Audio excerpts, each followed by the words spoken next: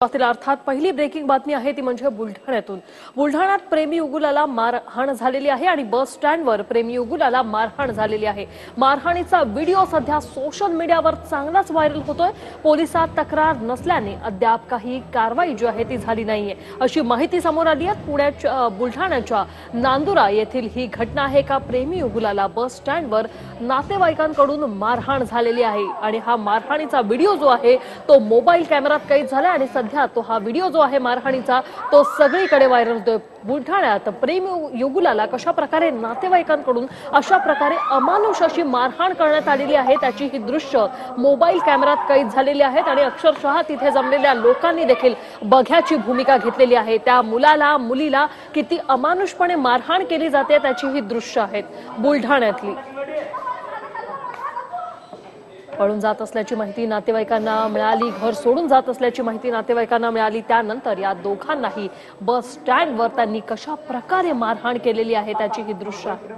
याविषयी बातचीत करूया आमचे प्रतिनिधी गणेश सोलंकी यांच्यासह। गणेश, काय सांगाल, अशा प्रकारे प्रेमी युगुलाला अमानुष मारहाण झालेली आहे, कशामुळे नेमकी ही मारहाण झाली आहे, काय अपडेट? नक्कीच रुचारी, ही कालची दुपारची घटना आहे। बुलढाण्यातल्या नांदुरा येथील ह्या बस स्टँडवर ही घटना घडलेली आहे। हे जे 20-22 वर्षाचे प्रेमी युगुल आहेत हे गेल्या काही दिवसापासून यांचे जवळीक प्रेम संबंध होते। मात्र काल दुपारी बस स्टँडवरती हे दोघे जण बोलत असताना आणि नातेवाईकांना अशी कुंकू मिळाली होती की हे दोघेही घर सोडून जात आहेत। म्हणून या दोघांना माहिती मिळाल्यानंतर नातेवाईकांनी चक्क बस स्टँड गाठून तेथे दोघांनाही मारहाण केलेली आहे।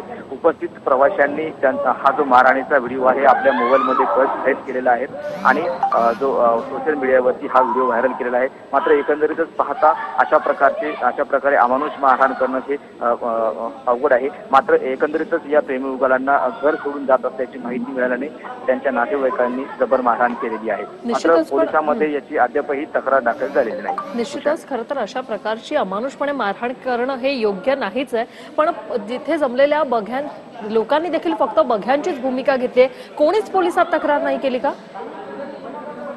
नक्कीच ऋषाली, अद्यापही पोलिसांमध्ये तक्रार या संदर्भात प्राप्त झालेली नाहीये। ज्यावेळी हे जे नातेवाईक आहेत मुलीकडचे ते दोघांनाही अमानुषपणे मारहाण करत होते, काठीने मारहाण करत होते, लाथाबुक्क्यांनी मारहाण करत होते। मात्र प्रवाशांनी सुद्धा त्यांना वाचवण्याचा सुद्धा प्रयत्न केलेला नाही। या ठिकाणी फक्त बघ्याची भूमिका जी आहे ती प्रवाशांनी घेतलेली आहे, मात्र त्यांना वाचवण्याचा कुठलाही प्रयत्न या ठिकाणी झालेला दिसून येत नाहीये। ऋषाली, निश्चितच धन्यवाद गणेश तुम्ही दिलेल्या या सविस्तर अपडेटसाठी।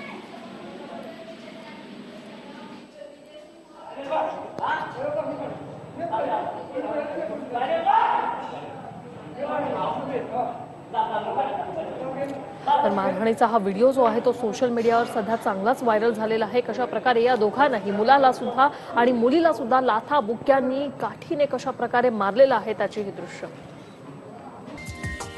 हा व्हिडिओ तुम्हाला आवडला असेल तर असे आणखी व्हिडिओ पाहण्यासाठी TV9चं YouTube चॅनल सबस्क्राइब करा, बेल बटन दाबा। ताज्या घडामोडींसाठी लॉग ऑन करा tv9marathi.com।